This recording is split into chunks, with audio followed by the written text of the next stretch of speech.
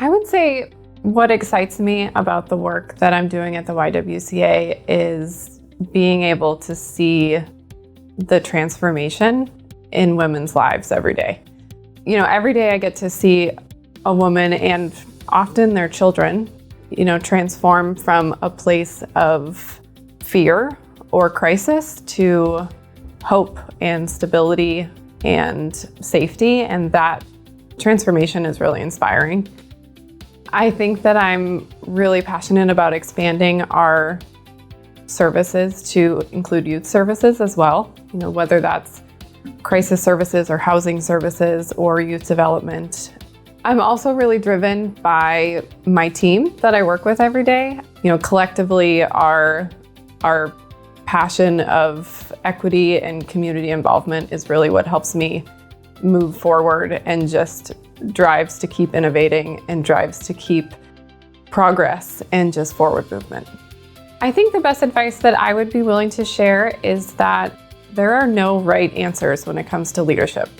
I think that if we are willing to grow with our team and listen and act collaboratively, that all of those things are significantly more important than perfection.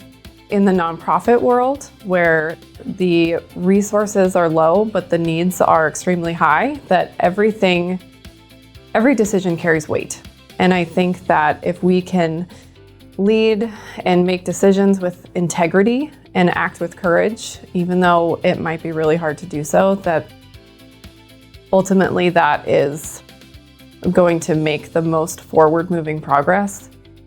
One thing that I'm particularly proud of is the quick expansion of our new shelter that we recently opened at the YWCA. Within a year's time, we were able to acquire and renovate and build an entire new program and have people move into this building, which has really ended up being a beautiful community-centered area for the women and children that we're serving.